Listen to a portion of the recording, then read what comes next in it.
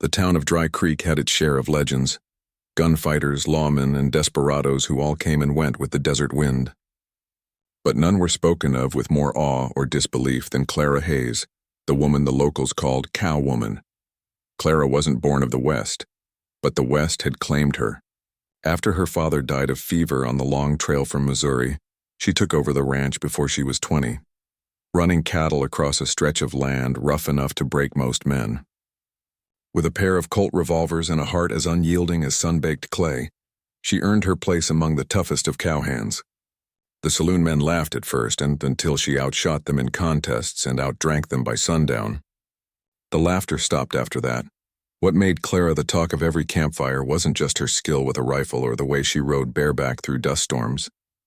It was her tongue, sharp as her spurs and twice as quick. One evening at McAllister's saloon, after the sheriff told tales of Apache raids near the border, Clara had leaned back in her chair, tipped her hat, and said loud enough for every man to hear, "Ain't an Apache alive strong enough to take me down," in fight or heart.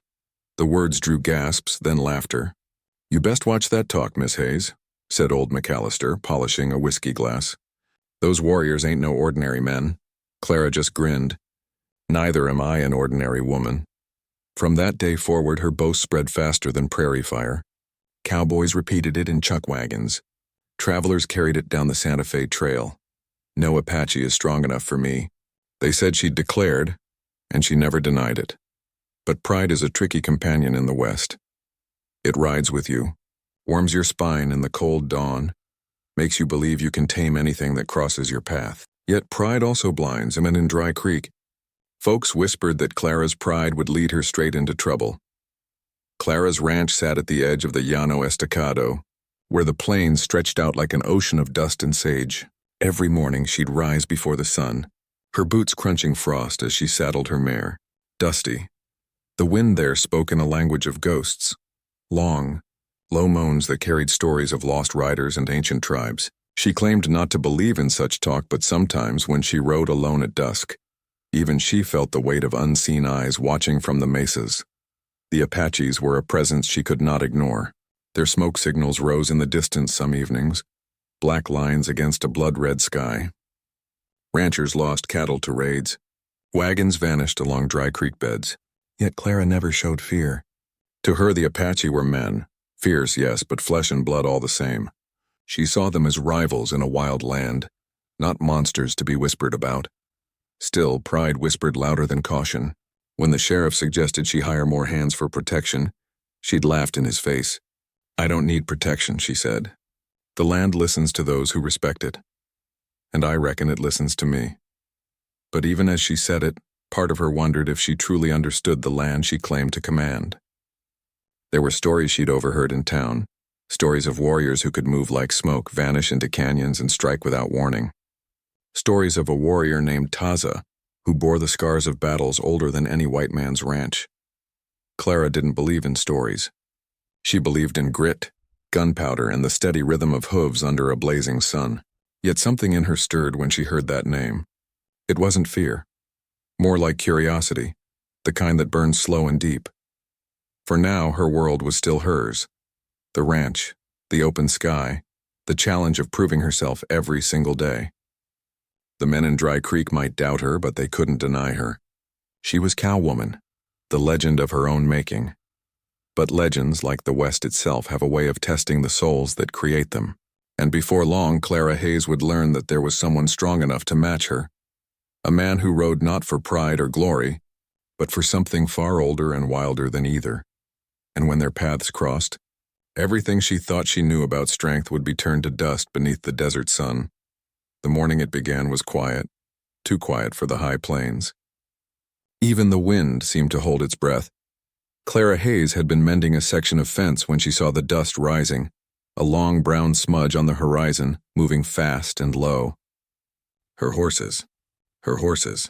She knew their shapes the way they ran, and she knew the men driving them weren't hers.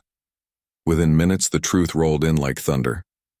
A band of Apaches had struck the neighboring Bar El Ranch before dawn, stealing stock, leaving tracks that cut straight across the open desert toward the Mesa country. The sheriff and his men were half a day's ride behind. Most townsfolk locked their doors, muttering prayers. Clara didn't lock anything. She saddled Dusty and checked her rifle. "Miss Hayes, you best wait for the posse," Sheriff Cole said when she rode into town, dust swirling around her boots. He was a kind man, too soft-eyed for the territory. "Those Apaches don't take kindly to pursuit," Clara spat in the dirt. "Then they shouldn't be taking my horses." Cole sighed, knowing it was useless. "You're one woman, Clara." She swung up into her saddle, eyes flashing. "One's enough." And with that she turned her mare toward the desert, leaving the town and its timid souls behind. The land stretched out before her, endless and shimmering in a canvas of sand, stone, and sky. The sun climbed high, beating down like a hammer. Clara followed the tracks easily at first. Clear hoofprints in the soft soil, the occasional broken branch, a glint of something. A dropped horseshoe, maybe. But as the day burned on, the trail grew harder to read. The desert had a way of swallowing signs, burying stories beneath shifting dust. She rode on. Hours passed. Her canteen grew lighter, her lips drier. The world blurred between heat and silence. But she didn't turn back. To her, retreat had never been an option. As dusk fell, the light changed, the sky bleeding red across the horizon, the mesas rising like sleeping giants. Smoke curled faintly in the distance. Not the gray of campfire cooking, but black, the color of war. Clara slowed Dusty and studied the ground.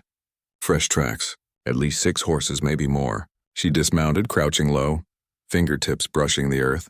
The prints were deep, meaning the riders were moving fast, heavy with supplies or stolen goods. She smiled grimly. Still ahead of me. Then she saw it, carved into a flat rock near the trail. A spiral symbol surrounded by arrows pointing in 4 directions. She'd seen such marks before on the hides of traders. It was Apache, a warning, though she couldn't read its meaning.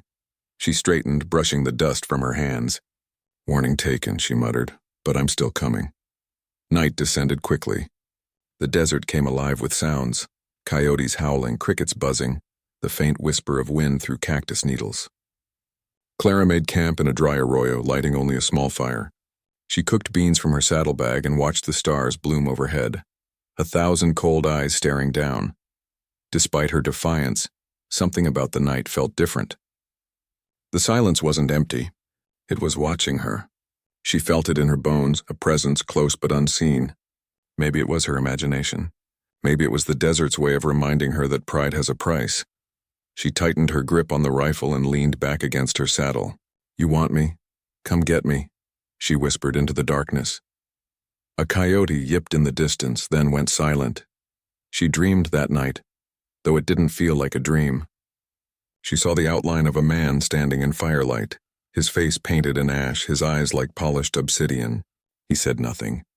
He simply looked at her, not with hate but with understanding, like he'd known she was coming all along. When she woke before dawn, the fire was cold, and her heart was beating faster than any horse she'd ever ridden.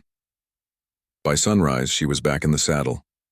The smoke she'd seen the day before had faded, but the trail led her deeper into the Badlands, a maze of stone ridges and canyons.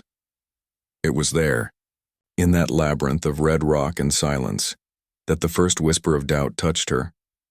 For the first time in her life, Clara Hayes wondered if the land itself was leading her, or luring her, somewhere she didn't yet understand. But she kicked her heels, raised her chin, and rode on. Because the cowwoman of Dry Creek had made her boast before God and man alike. No Apache is strong enough for me, and she'd be damned if she let the desert prove her wrong. The desert had a rhythm of its own, a slow, patient heartbeat that Clara could almost feel through the reins. By the 3rd day, the land began to change. The open plains gave way to sandstone ridges, cracked and towering like the walls of an ancient fortress. The sun blazed above, merciless, while the air shimmered with heat so thick it bent the horizon into a mirage. Clara pressed on. She was following a faint trail now, so faint that any less stubborn soul would have called it quits. But Clara had the eyes of a hawk and the will of a mountain. Every disturbed pebble, every blade of bent grass told her something. She saw the prints of bare feet beside the horse's tracks, light, silent, deliberate. Apache warriors, she thought, moving like ghosts. She had been riding since dawn when she dismounted to rest her horse and inspect the ground again. Kneeling, she brushed away the sand with her gloved hand. There were 2 sets of hoof prints this time, hers and theirs, and woven between them unmistakable, a single human footprint, fresh and sharp-edged. Her chest tightened.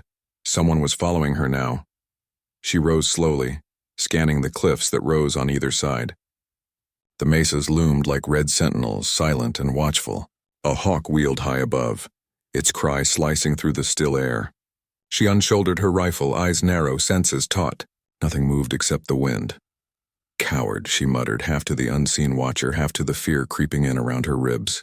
Come out and face me if you're man enough. Only the echo of her voice answered, rolling away through the canyons. Clara remounted and rode on, slower this time, her eyes darting from shadow to shadow. The canyon walls closed tighter, the light dimming to an orange haze. She could hear the faint trickle of water somewhere, rare and precious in this country, and turned her mare toward it. What she found wasn't a stream, but a shallow pool fed by a trickle from the rocks above. She dismounted, letting Dusty drink. Crouching, she cupped her hands and brought the cool water to her lips, feeling it chase the dryness from her throat. It was then she noticed it, a mark on the stone beside the pool, carved deep and deliberate. It was the same spiral she had seen the day before, but this time it was surrounded by handprints, blackened with soot or ash. A warning, a message, a claim. Her heartbeat quickened. "So this is your land," she whispered. "Well, it's my trail." Something shifted behind her. She spun, rifle ready, but saw nothing. Only her horse, ears twitching, tail flicking nervously. The air had changed, heavier somehow, charged. The wind carried a faint scent of smoke and sage. She turned again, scanning the ridges. For a moment she caught a flicker of movement and a shadow. A figure maybe against the rock, then it was gone. Clara's mouth went dry again, but not from thirst this time. She tightened her grip on the rifle and began backing toward Dusty. She didn't like running. Never had, but she wasn't fool. Enough to stand still when the air itself whispered danger. The ride that followed was a blur of motion and dust. The canyon twisted and forked, and she rode hard, trusting her instincts more than her eyes. Behind her, she thought she heard hoofbeats echoing. Steady, deliberate, always a few heartbeats behind. The watcher was still there, following. Hurting her, maybe. By the time the sun dipped low, Clara emerged from the canyon into an open stretch of desert again. The sky was burning orange, and her shadow stretched long across the ground. She stopped and turned in the saddle, scanning the ridge she had just left. And there he was, far away, standing on the crest of the canyon, motionless as stone, a man. Tall dark hair lifted by the wind, a spear in his hand catching the dying light. She couldn't see his face, but she could feel his gaze, steady, unflinching. He made no move to attack, no sign of threat. Just watched her, measured her. Clara's heart pounded. She raised her rifle halfway, then stopped. Something in the way he stood, proud, still, certain, made her hesitate. They stared at each other across the distance. Two figures caught in the fading sun, the cowwoman and the warrior. Then the wind rose, carrying dust between them, and when it cleared, he was gone for a long moment. She sat there, the desert silent around her. The first stars were appearing in the east. She lowered the rifle and exhaled slowly. "Well," she murmured, half smiling, half afraid. "Maybe there is one Apache strong enough." But the words felt strange in her mouth, heavy with something she couldn't yet name. Respect, maybe. Or fate. She turned Dusty toward the west, unaware that with every step her mare took, she was riding closer not just to her stolen horses, but to the man whose shadow had already crossed her path, and her destiny. The sun rose red the next morning, a warning sky. Clara Hayes took it as she always did, with her jaw set and her rifle across her saddle. She had slept little, her mind turning over the memory of that figure on the ridge. His stillness haunted her, the way he hadn't attacked, hadn't even spoken. Just watched. Most men, white or Apache, couldn't stand a woman's stare. But that man hadn't looked away. She didn't know why that unsettled her more than any bullet could. By midday, she reached a place locals called Dead Horse Pass, a narrow stretch between two towering cliffs, where even the wind seemed reluctant to move. Her mare's hooves echoed on the stone, hollow and lonely. The air was dry and the silence felt thick enough to touch. Then came the sound, faint like a whisper of leather sliding against rock. Clara froze. Her hand drifted to the rifle. She turned Dusty in a slow circle, scanning the ridges. Nothing but sun and shadow. She waited, heart beating in her throat. Then, a movement. A flash of color against the cliff. She swung the rifle up and too late.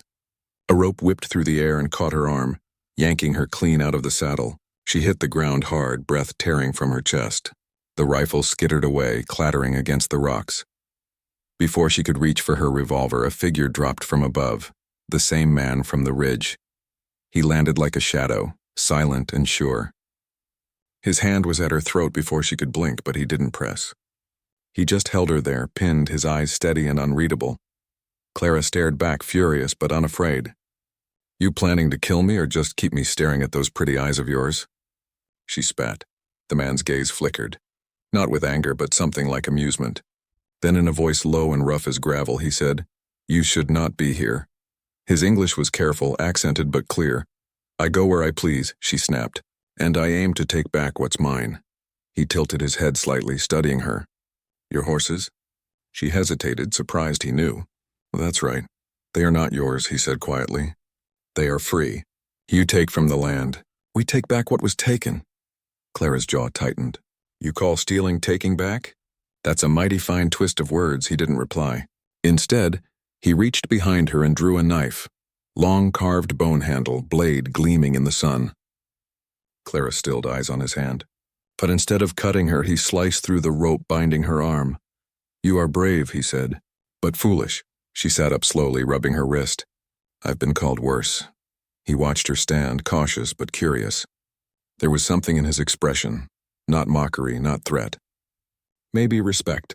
His eyes were dark and steady, reflecting the light like obsidian. The scar on his cheek, a single pale mark that ran from temple to jaw, caught the sunlight. "Who are you?" she asked. He hesitated, then said, "Taza." The name rang in her ears. She'd heard it whispered back in Dry Creek. The Apache warrior who rode like a ghost, who'd once led a raid so swift the soldiers never even fired a shot. "Taza," she repeated slowly. "So it's you they talk about." "And you," he said, "are the woman who says no Apache is strong enough." Clara blinked. So he had heard. He stepped closer, his expression unreadable. "You speak with pride." "Pride makes a person blind," she squared her shoulders. "And what do you know about that?" "I have seen many like you," he said quietly. Strong, angry, fighting the wind because they do not understand it. He looked past her toward the horizon. "You ride into a storm that is not yours." Clara's pulse thudded in her ears. Then maybe it's time someone changed that storm. For the first time he smiled. Faintly, a ghost of a grin that didn't quite reach his eyes. Then, in one fluid motion, he turned, mounted his horse, a black stallion, scarred but magnificent, and said, "Go home, cowwoman, before the desert decides you belong to it." With that, he rode off into the red haze, vanishing between the rocks as quickly as he had appeared. Clara stood alone in the canyon, dust swirling around her boots, her pride and pulse both stinging. She'd been caught, disarmed, spared, and for reasons she couldn't explain. That mercy burned hotter than humiliation. As the sun dropped low, she picked up her rifle, slung it across her shoulder, and whispered to the empty air, "You may be strong, Taza, but you ain't seen the last of me." Then she mounted Dusty and rode west, the fire of her challenge blazing brighter than ever, unaware that somewhere in the distance, Taza was watching her again, his own path shifting in ways he didn't yet understand. The desert night came sudden and sharp, the kind that strips the warmth straight from a body and leaves the bones aching. Clara Hayes had built a small fire beneath an overhang of red rock, the flames flickering against her face like restless ghosts. Dusty grazed nearby, head low, ears twitching at every distant sound. Clara stared into the fire, her mind looping back over the day, the ambush, the ropes, the man named Taza. He could have killed her. She knew that plain as day. He'd had her down, unarmed, at his mercy. But instead he'd freed her, left her with her pride, or what was left of it, and words that still stung like cactus spines. Pride makes a person blind. She poked at the fire with a stick, muttering to herself. "Blind, am I? We'll see who's blind next time." The stars wheeled slowly overhead, cold and bright. Somewhere in the distance a coyote howled, its cry rising and falling like a sorrowful song. Then, from the darkness beyond the firelight, another sound. Softer, closer. The crunch of footsteps on gravel. Clara stiffened. Her hand went to her rifle and she swung it toward the sound. "That's far enough," she warned. "You step 1 inch closer and I'll turn you into a shadow," a voice answered, calm, steady, familiar. "You would waste your bullet on a ghost?" Taza stepped into the light, slow and unhurried, as if the desert itself had shaped him from the shadows. Clara lowered her gun, but only slightly. "You got a bad habit of sneaking up on people." He looked at her fire, then at her face. "You make too much light," he said quietly. "There are eyes out here that see fire as a challenge." "Maybe I like a challenge," she said, still watching him. He gave a small nod, then crouched near the fire, close enough to feel its heat, far enough to give her space. For a moment neither spoke. The flames cracked between them, throwing strange shapes on the stone. Finally, Clara asked, "You followed me?" He shrugged. "You followed me first." She couldn't argue that. He glanced toward her horse, then back at her. "You should not travel alone. This land is not kind to the proud." "I've managed fine," she said. "Ain't dead yet." "Not yet," he echoed, his tone unreadable. "But you will be if you keep chasing ghosts." The fire popped, sending sparks into the night. Clara leaned forward, her eyes sharp. "You calling my horses ghosts?" He met her stare without flinching. "They are part of the land. You think you own what cannot be owned." She opened her mouth to snap back but stopped. There was no arrogance in his voice and only conviction, the kind that came from something deeper than law or claim. "You talk like the desert's alive," she said after a moment. Taza looked toward the horizon, where the last line of twilight was fading. "It is, you can feel it, can you not? The wind that remembers, the stones that tell stories. You listen long enough, they will speak." Clara smiled faintly, shaking her head. "I reckon I've spent too much time talking to cattle to hear rocks whispering." That made him laugh, a short, genuine sound that startled her. His smile was brief, but it softened him, took a decade off the hard lines of his face. "You are not like the others," he said. "I'll take that as a compliment." She replied. He nodded. "It is." For a while they just sat there, sharing the silence. Two people from worlds that were supposed to hate each other, drawn together by the same restless land. Clara poured a little coffee from her tin and offered him some. He accepted it with a small nod, taking a cautious sip. "What do you fight for, Taza?" she asked finally. "Land, revenge?" He stared into the flames. "I fight for memory," he said. "For the right to still be who we are when the world wants to forget us." His words hung in the air like smoke. Clara had no smart remark for that. She thought of her own ranch, her father's brand burned into the wood gate, the years she'd spent holding onto it against drought and debt. Maybe she understood him more than she wanted to admit. The fire burned low, the edges of the night creeping in. Taza rose to leave. "Where you going?" she asked. "Patrolling," he said. "You are still in Apache land." "You will be safe tonight," she smirked. "You planning to guard me?" He looked at her, eyes catching the faint glow of the embers. "No," he said softly. "I am guarding the land. You are part of it now." And then, before she could answer, he melted into the dark as quietly as he'd arrived. Clara watched the shadows where he'd vanished, her rifle resting across her knees. The desert was silent again. But it felt different now. Less empty, more alive. She smiled to herself, whispering into the night. "Maybe the land does talk, Taza. Maybe tonight it spoke your name." Dawn came painted in red and gold, spilling light over the mesas like molten glass. Clara Hayes woke to silence, too much silence. No birds, no wind, not even the low creak of the desert settling. It was the kind of quiet that presses against your ears until you realize it isn't peace. It's warning. She reached for her rifle before she even sat up. The ashes of last night's fire were cold, though it hadn't been long since she'd banked them. Her mare Dusty stood tense, ears flicking toward the east. Clara followed the horse's gaze and saw it, a thin column of smoke rising miles away, where the mesa dipped toward the open plain. Not Apache smoke this time, she knew their signals now. This was thicker, grayer, men's fire. She packed quickly, strapping her rifle to her saddle, her mind spinning. It could be settlers. It could be soldiers. Or it could be worse. She'd barely mounted when a voice came from the ridge above. "You should ride the other way." She turned sharply. Taza stood there, spear in hand, horse behind him, watching her with that same quiet certainty that both infuriated and fascinated her. "I don't take orders," she said. He nodded slightly. "So I have learned." He rode down the slope toward her, his stallion's hooves sure on the stone. When he reached the bottom, he pointed toward the distant smoke. "Not my people. White hunters? Hunters?" "For scalps," he said simply. Clara's stomach turned. She'd heard rumors in Dry Creek. Men who roamed the territories, killing for bounty, bringing Apache scalps to military posts for gold. "Bastards," she muttered. "They hunt us," Taza said. "They hunt you now too. Me?" He looked at her pointedly. "They saw your fire last night. They think you are with me." Clara cursed under her breath. "So much for keeping to myself." Taza's expression hardened. "You will ride with me," she blinked. "Excuse me?" "It is not a request," he said, his voice calm but firm. "They are many. You know how to shoot. Together we might live." Clara studied him for a long moment. Every instinct told her not to follow any man's lead, but this wasn't just pride now. This was survival. She finally nodded. "Fine, but I ride beside you, not behind." A faint smile tugged at the corner of his mouth. "Then keep up." They rode fast through the canyons, following trails only Taza seemed to know. The desert stretched endless around them, its silence broken only by the distant thunder of hooves growing louder. By noon, the hunters were close enough that Clara could hear their shouts echoing off the stone. She glanced back and saw them, 5 men dust-caked and hard-eyed, rifles slung across their saddles. The kind of men who killed for money, not justice. Taza led her into a narrow ravine. "We make our stand here," he said, dismounting. Clara followed, taking cover behind a boulder. "You've done this before."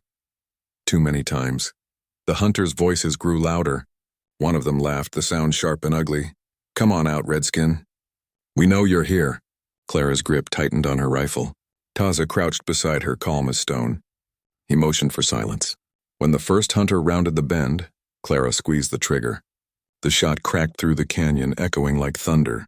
The man toppled from his horse, chaos erupted. The rest of the hunters fired blindly toward the sound. Bullets sparked off the rocks, filling the air with dust and screams. Clara reloaded fast, heart hammering. Beside her, Taza loosed an arrow, striking another man clean through the chest. 2 down, 3 left. A bullet ricocheted near Clara's head. She ducked low, biting back a curse.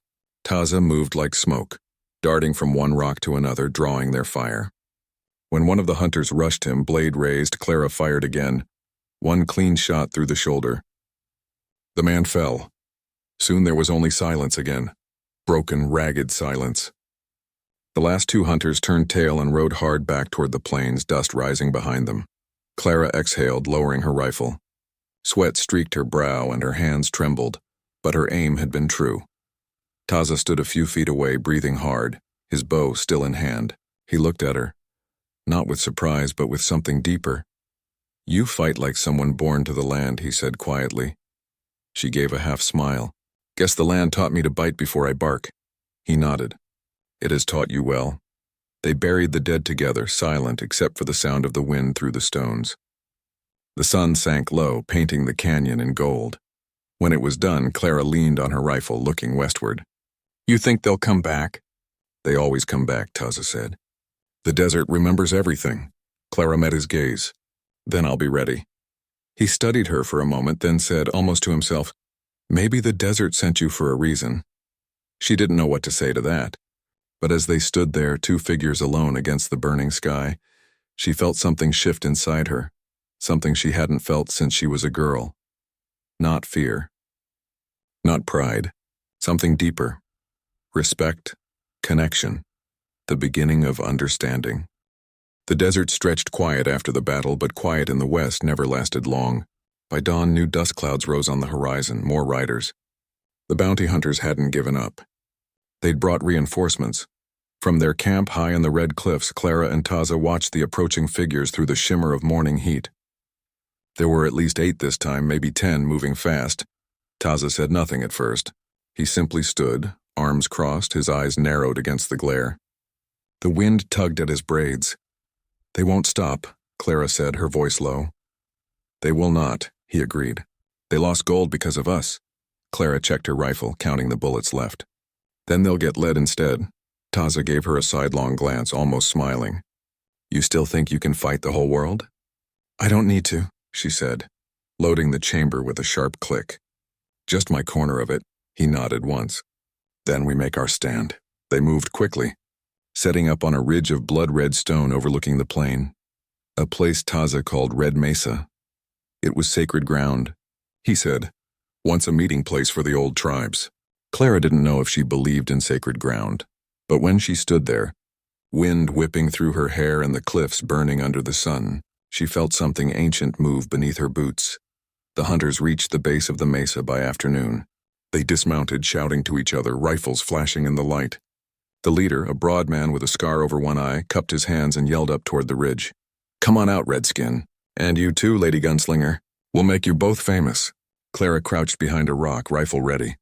Famous, huh? She muttered. Guess they'll spell my name wrong on the wanted posters. Taza said nothing.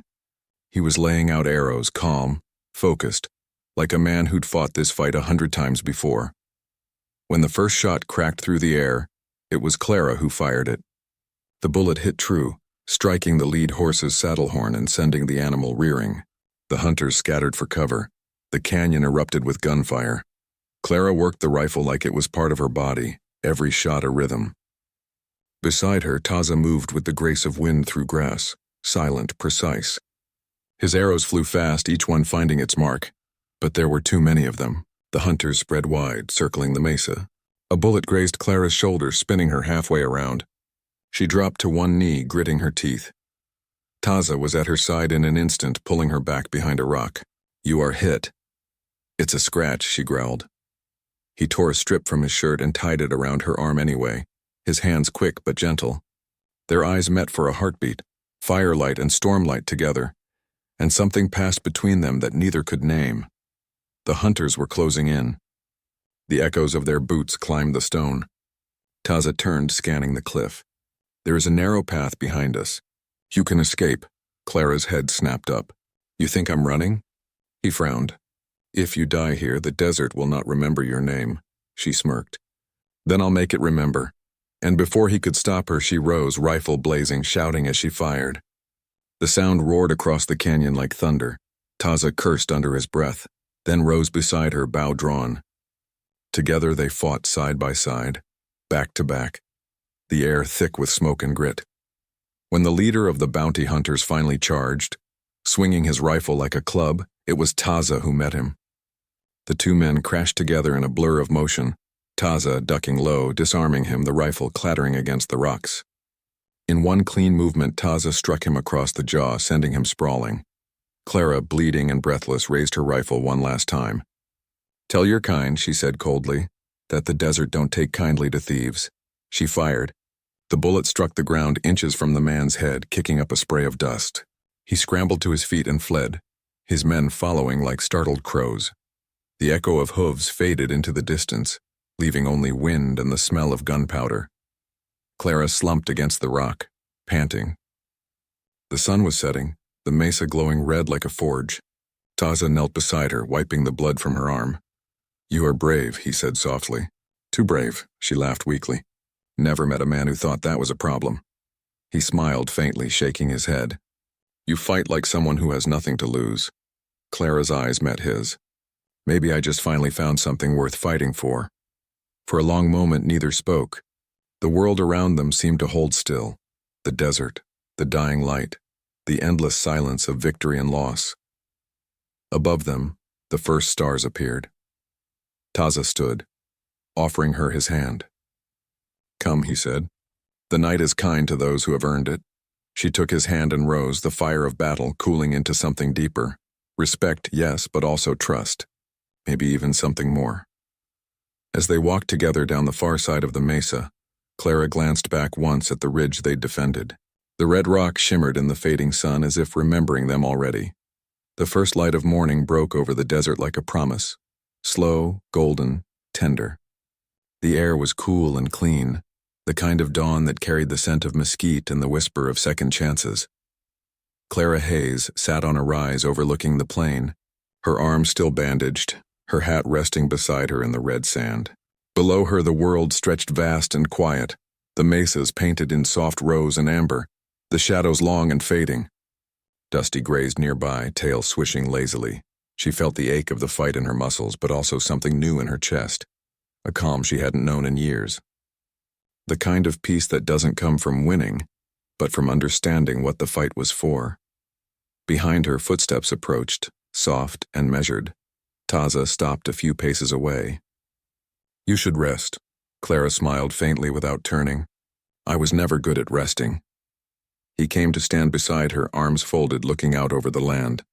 "You see it differently now," he said quietly. She nodded. "I do."